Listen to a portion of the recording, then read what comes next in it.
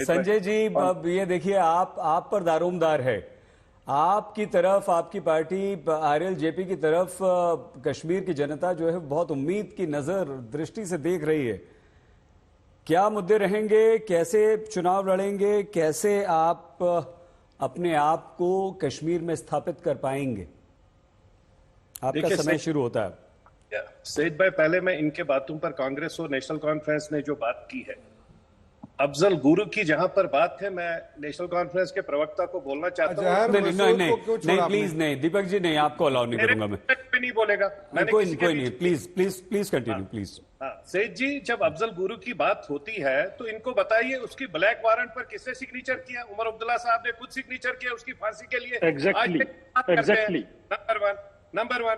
Number two, जहां 370 और 35A की बात है, कांग्रेस का प्रवक्ता ये क्लियर करे, क्या वो उसके साथ में है? क्या वो 263 एमपीज लोअर हाउस में समर्थन सपोर्ट करेंगे, बिल को पास करेंगे, उसके बाद अपर हाउस में बिल आ जाएगी, राज्यसभा में वहां पास करेंगे, उसके बाद his highness president of India के पास जाएगी, वहां पर क्लियर होके भी अगर आ गई, उसके बाद ऑनरेबल सुप्रीम कोर्ट का ठप्पा लगेगा, 100 साल लगेंगे। मेरे भाई, कहां पर है 263 एमपी? क्यों लोगों को धोखा दे रहे हैं? आप लोगों को क्लियर कट बताइए, रोजगार देंगे लोगों को। अनएम्प्लॉयड यूथ जो है, एजुकेटेड यूथ जो है, उनके बेरोजगारी की बात करिए। लोगों को पीसफुल एटमॉस्फेयर जो प्रेजेंट डिस्पेंसेशन ने दे दिया है। आई एम नॉट प्रवक्ता बीजेपी, लेकिन इसमें कोई शक नहीं है, जो काम आप दोनों गवर्नमेंट नहीं करे। उमर अब्दुल्ला साहब के गवर्नमेंट में 129 बच्चों का कत्ल हुआ। मैं कत्ल कहता हूं। महबूबा जी के टाइम में 124 बच्चों का कत्ल हुआ, दोनों जब चीफ मिनिस्टर थे। आप क्या हुकूमत चलाएंगे? आप कौन सा हक लेकर लोगों के बीच में आकर बोल रहे हैं कि हमें वोट दे दीजिए? क्यों देगा कश्मीर का युवा नौजवान आपको वोट? आप बताइए किस बात पर वोट देगा? पथराव आपके टाइम में होता था, स्टोन पेल्टिंग आपके टाइम में होती थी। कोई भी कश्मीर का बड़ा बुजुर्ग जुमा को नमाज नहीं अदा कर पाता था। फ्राइडे को जुमा का नमाज अदा करने के बाद वो बाहर में बेचारा देखता था बाहर पथरा होगा। कोई बच्चा वहां पर अपने स्कूल के बाद में टीचर के पास जाता था, उसको पुलिस पकड़ के लाती थी। ये सब सिनेरियो अगर चला है तो हमें एक्सेप्ट करना चाहिए। प्रेजेंट डिस्पेंसेशन के माध्यम भी दिखा दीजिए स्क्रीन पे, मुबारकबाद देनी चाहिए कश्मीर के लोगों को। वही पुलिस फोर्स आज भी है, वही 2 मिनट हो गए सर, डीएसपी आज भी है। आज क्यों नहीं हो रहा है ये सब चीजें जो आपके टाइम में हो रहा था? संजय जी, सईद जी, लास्ट पॉइंट। हाँ प्लीज। तो that is the only thing कि आप सब लोग अपने जो मैंने इसलिए हर वक्त बोला है, उमर अब्दुल्ला साहब को भी, डॉक्टर फारूक साहब को 86, 87 में जो हालात हो गए, और आज उमर अब्दुल्ला साहब और महबूबा जी को माफी मांगनी चाहिए पहले अवाम से कि चीफ मिनिस्टर जो हमारी गवर्नमेंट के माध्यम से कत्ल हो गए, हम उसके लिए माफी मांगते हैं। उसके बाद उनको आगे की बात करनी चाहिए। जब उमर अब्दुल्ला साहब एक साइड में बोलते हैं मैं 1 लाख रोजगार दे दूंगा, आपको शायद लास्ट पॉइंट 1 लाख रोजगार दे दूंगा, अच्छी बात है। एक साइड से दूसरे साइड से कहते हैं मेरा तो जब पीएसओ लेना होगा वो मैं एलजी साहब से ले लूंगा, एलजी साहब के पास जाना पड़े। जब पीएसओ एलजी साहब से लेना है, 1 लाख रोजगार कहां से दोगे भाई? इलेक्ट्रिसिटी 300 यूनिट कहां से दोगे? 3 मिनट हो गए सर, अब समाप्त कीजिए प्लीज। स्वर्गवासी नेता रामविलास पासवान जी के माध्यम से मिला है कश्मीर को। संजय जी, 1996 में रेलवे लेके आ गए, 1,08,416 बच्चों को रोजगार मिला। संजय जी 3 मिनट से ऊपर हो गए, आपसे निवेदन है अगली बार आपका मौका है तो बोलिएगा। और लेकिन आपने एक बात अच्छी कर दी। मैं इस सेगमेंट में अगले हिस्से में अभिजीत जी से वही सवाल पूछने वाला था और सभी मेहमानों से। अभिजीत जी, ठीक है, अब तो आपको एक बड़ा मुद्दा मिल गया है, उसका फायदा भी आपको हो सकता है अफजल गुरु वाला, लेकिन 370 के बाद क्या क्या बदला अभिजीत जी? और इस बार जब आप चुनाव में जाएंगे तो पीडीपी से जब अलग हुए थे उसके बाद ये पहला चुनाव है, कश्मीर की जनता को आप क्या देने जा रहे हैं? और एक सबसे महत्वपूर्ण मुद्दा अभिजीत जी प्लीज बताइएगा, हर बार हर मेहमान से, हर राजनीतिक दल के नेता से, प्रवक्ता से हम पूछते हैं, हमारे प्यारे कश्मीरी पंडित भाइयों का क्या होगा? कब वो अपने घर वापस लौट पाएंगे?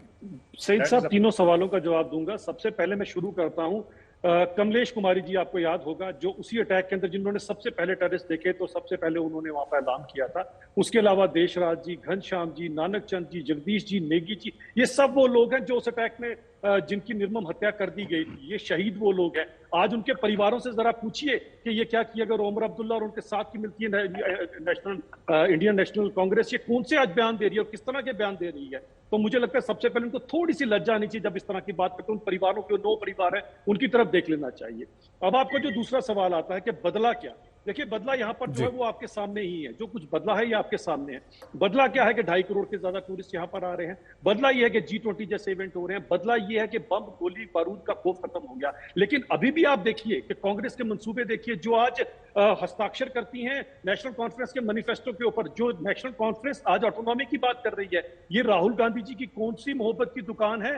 आपको पता है 87 के बाद इसी राहुल गांधी जी की मोहब्बत की दुकान के नीचे 1.5 लाख लोगों का शमशान है, 1.5 लाख लोगों का कब्रिस्तान है। इसका जवाब राहुल गांधी जी देंगे पूरे देश को कि आज ये कौन सी राजनीति करने पर उतर आए हैं राहुल गांधी जी? और अगर इनकी ऑटोनॉमी के अकॉर्डिंग चलते हैं आप नेशनल कॉन्फ्रेंस की, तो समझ लीजिए 2.5 करोड़ सैलानी यहां पर आए हैं। अगर कहीं पर राहुल गांधी जी अपने मंसूबों में कामयाब हो जाते हैं नेशनल कॉन्फ्रेंस के साथ मिलकर, तो इन्हीं 2.5 करोड़ टूरिस्ट को तो वीजा लेकर आना पड़ेगा। तब तो 2.5 भी यहां नहीं आएंगे। उसके बाद हमारी इकोनॉमी का क्या होगा? ये कौन सा षड्यंत्र और कौन सी ओछी राजनीति है? एक और सुनने वाली बात आपको बताता हूं कि राहुल गांधी जी जिस जगह पर 2013 में किश्तवाड़ के अंदर जब इनके यहां पर गृह मंत्री हुआ करते थे सजाद किचलू, नेशनल कॉन्फ्रेंस और कांग्रेस की मिली जुली सरकार के, राहुल गांधी जी उससे चंद किलोमीटर की दूरी पर थे। उनके मुंह से एक शब्द निकला उस 2013 के जो अटैक किए गए, जिसके अंदर सभी दुकानें जलाई गई थी हिंदुओं की। यहां पर सबसे बड़ी बात यह आती है, और इसके अंदर कई लोगों ने अपने प्राण गंवा दिए थे। और इनका यहां पर वो जो सज्जाद किचलू यहां पर गृह मंत्री था, उसके ऊपर आरसी गांधी का कमीशन बना, जिसने उन्हें इंडिक्टेड इसके ऊपर घोषित किया। उसके ऊपर कोई कार्रवाई नहीं की गई, कुछ भी नहीं की गई। आज फिर से उनके साथ मिलकर राहुल गांधी जी वो 2013 के उन जो लोगों की जान चली गई, उनके जख्मों पर नमक छिड़क रहे हैं। ये कौन सी राजनीति है? मुझे ये तो बता दो, ये देश को किस ओर लेके जाना चाहते हैं आप? और मेरा बड़ा अच्छा संजय सराफ जी ने इनका पर्दाफाश किया कि वो जो काम किया गया उस समय, वो भी इनकी मर्जी से किया गया था। उसमें मनमोहन सिंह जी की और इस समय उमर अब्दुल्ला की, दोनों की मर्जी से 8वें नंबर से उठा के। अभिजीत जी, मैंने कश्मीरी पंडितों के बारे में आपने बहुत सारी बातें कह दी, जरा उस पर कश्मीरी पंडितों की मैं लास्ट बात, कश्मीरी पंडितों की, बिल्कुल कश्मीरी पंडितों की मैं बात करना चाहता हूं। देखिए कश्मीरी पंडितों के सबसे बड़े गुनाहगार कौन थे? शबीर शाह, यासीन मलिक, वो बीटा कराटे जैसे कोई किसी को माफ नहीं करेगा सर। बनाया किसी ने। आप प्लीज ये बताइए ना कि उनके लिए इस चुनाव में इस मैनिफेस्टो मैं बता रहा हूं अभी क्या क्या करने जा रहे हैं आप, और अभी तक क्या कोई आंकड़ा आपके पास है? अभिजीत जी, नहीं कोई बात नहीं, कोई आंकड़ा कोई ऐसा है कि इतने कश्मीरी पंडितों को हम बचा चुके हैं? सईद साहब, सबसे पहले तो बात यह आती है कि सबसे बड़े जो गुनाहगार हैं वो 30 साल तक किसने अपनी कुर्सियों के पीछे छुपा कर रखे? राहुल गांधी जी की पार्टी ने, इन्होंने छुपा कर रखे। नेशनल कॉन्फ्रेंस उमर अब्दुल्ला ने, महबूबा मुफ्ती ने अपनी पार्टी अपनी कुर्सियों के पीछे छुपा। आज वो सारे कहां नजर आते हैं आपको? तो मुझे लगता है सबसे पहले इंसाफ जो 30 साल बाद दिया, किसने दिया? इसी माननीय गृह मंत्री हमारे गृह मंत्री अमित शाह साहब की वजह से ही हमारे को इंसाफ मिला यहाँ के लोगों को। अब सबसे बड़ी बात यह आती है कि जो वापसी का रास्ता है वो आपके सामने ही तक बता दिया गया है। अमन सुकून सुख चैन लौट आए, और वो दिन दूर नहीं जब सभी के सभी कश्मीरी पंडित वापस अपने घर पे जाएंगे, कश्मीर में जाएंगे। अभी भी मतलब उन्हें इंतजार करना पड़ेगा। ठीक है, हम आशा करते हैं अभिजीत जी कि इन चुनावों के बाद तुरंत हमारे कश्मीरी पंडित भाई वहां पहुंचे।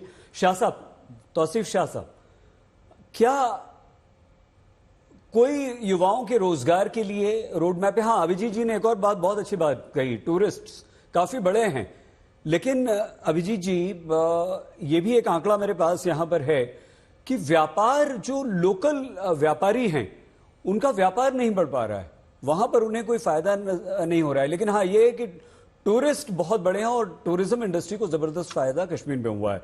शाह साहब, कोई आपकी पॉलिसीज युवाओं के लिए, रोजगार के लिए कश्मीर में इन विधानसभा चुनावों में?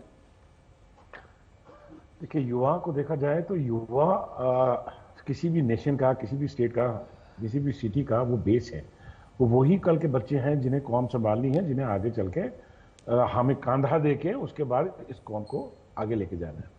तो मैं ये कहूँगा कि युवाओं के लिए हमारे पास बहुत सारे प्लान्स हैं, जैसे इंडस्ट्रीज हैं, जैसे अगर आप हमारा आज पिछला कार्यकाल भी देखेंगे जो बहुत कम है, हम 2002 से 2008 के बीच में 3 साल गवर्नमेंट में रहे और उसके बाद 2 साल और गवर्नमेंट में रहे, तो हमने अपना टोटल 5 साल किया है। अगर 5 साल में आप हमारा देखेंगे तो शायद उतने ज्यादा लोग लगे हैं कि जितने 10 साल के गवर्नर रूल जो यहाँ पर रहा 2014 से आज तक, 2019 से आज तक, जो सेंट्रल गवर्नमेंट है, ये कुछ भी कर सकते हैं, या कोई भी इंडस्ट्री लगा सकते हैं। तो अगर हम देखें जितनी नौकरियां बीजेपी ने अपने इस गवर्नर रूल के तहत नहीं दी होंगी, उतने उससे बहुत ज्यादा नौकरियां हमने अपने 5 साल के कार्यकाल में दी हैं। दूसरा, ये भी नहीं जानते कि इन्होंने जो 2-2 करोड़ नौकरियां देने का वादा किया था, तो वो अप्रॉक्सीमेटली 10 साल में जमा होकर 20 करोड़ होगी।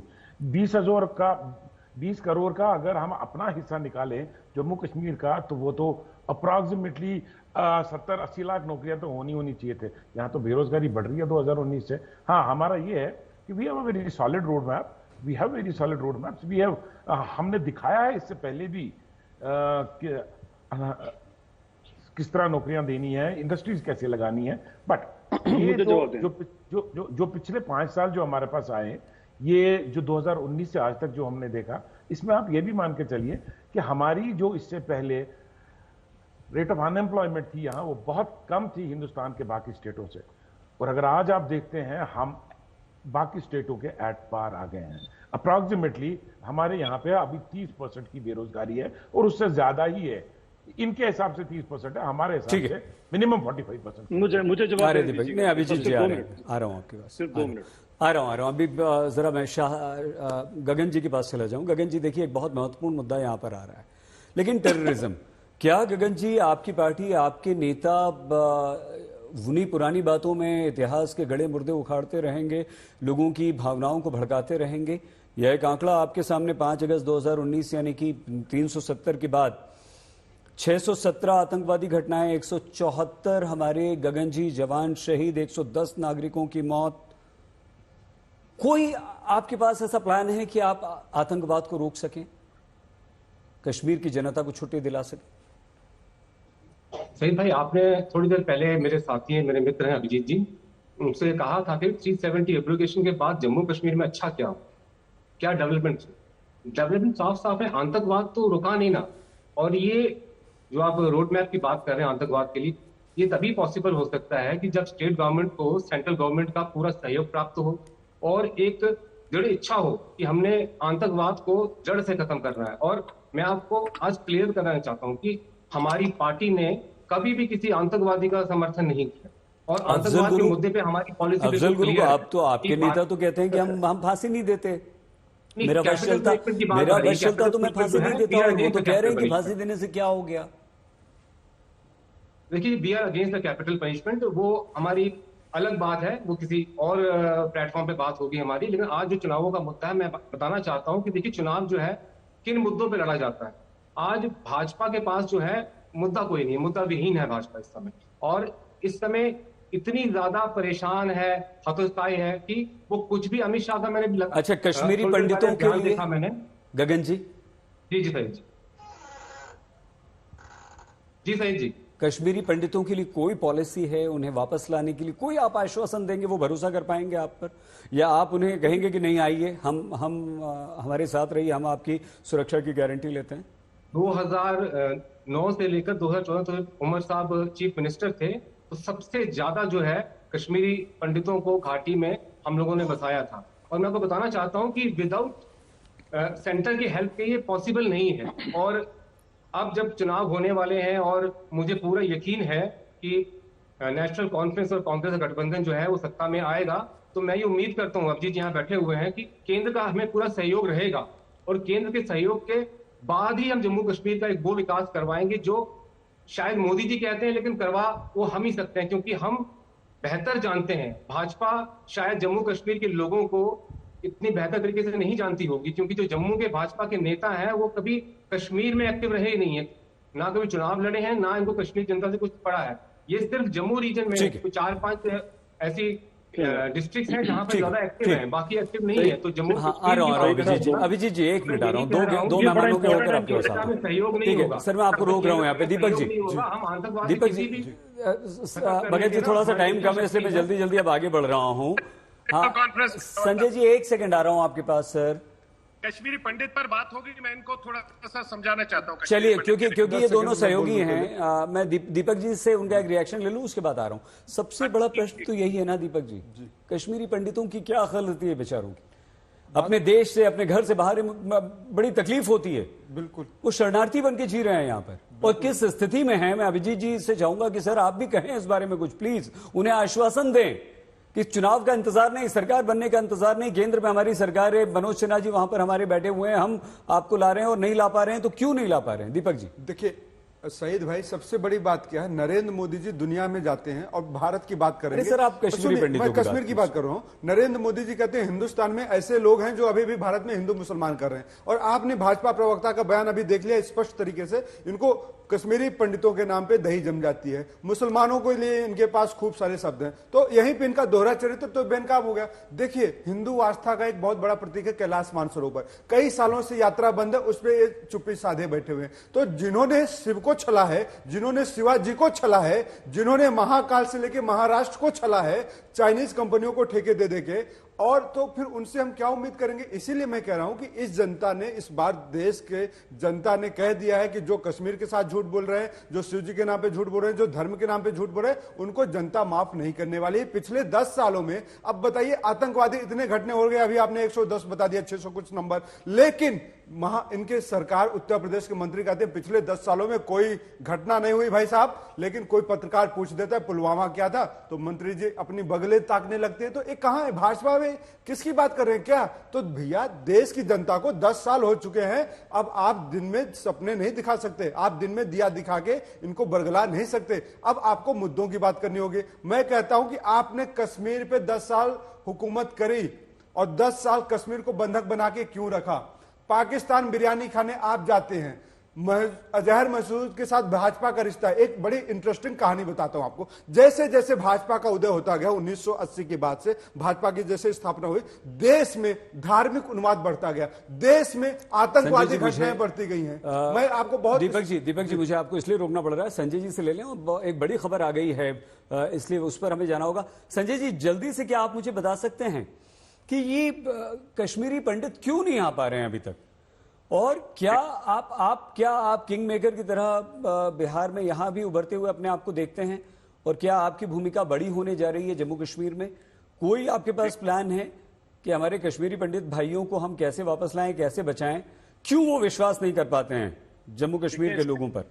सईद जी, कश्मीरी पंडित का कोई भी कश्मीरी मुसलमान दुश्मन नहीं है। मैं खुल के आज बोल रहा हूं, अगर उसका दुश्मन है तो पॉलिटिकल पार्टीज है, इसलिए मैं पॉलिटिकल पार्टीज का नाम नहीं मत बोलिए दीपक जी, नहीं क्षमा दीपक जी, क्षमा दीपक जी, नहीं, नो, भाजपा ही सबसे बड़ी दुश्मन है। मत बोलिए सर, कश्मीरी पंडितों का सबसे बड़ा दुश्मन, इनको मैं बताना चाहता हूं, इनकी नॉलेज बूस्ट करना चाहता हूं, भाजपा ही सबसे दीपक बड़ी भैया दुश्मन मत है। बोलिए प्लीज, माइक ऑफ करना पड़ेगा आपके। संजय जी, बात पूरी कीजिए प्लीज। देखिए सईद जी, मैं फैक्ट्स और फिगर्स देकर बात करता हूं, मैं फैक्ट के फिगर्स के बगैर बात नहीं करता। हमारी हवा कंस्टिट्यूएंसी है जहां पूरे कश्मीरी पंडित भाई रहते थे, कश्मीरी हमारी पूरी मैक्सिमम मेजॉरिटी कम्युनिटी रहती है। 100 से प्लस मकान वहां की एमएलए साहिबा जो नेशनल कॉन्फ्रेंस की है, उन्होंने मकान तोड़े, उनको दुकान बनाए कश्मीरी पंडितों के, और उन दुकानों को 5-5 लाख रुपए में बेचा। कौन सा कश्मीरी पंडित इनको सेकुलर मानेगा, और कैसे एक्सपेक्ट करेंगे कि डॉक्टर फारूक साहब चलाते हैं, और फारूक साहब को भी ये पता है। डॉक्टर ठुसू का मकान तोड़ा, जंदार मोला में मकान तोड़ा कश्मीरी पंडित का, तो उसके ऊपर दुकानें बनाई, वहां पर एक स्कूल था। संजय जी, मुझे आपको रोकना पड़ेगा, समय समाप्त हो गया।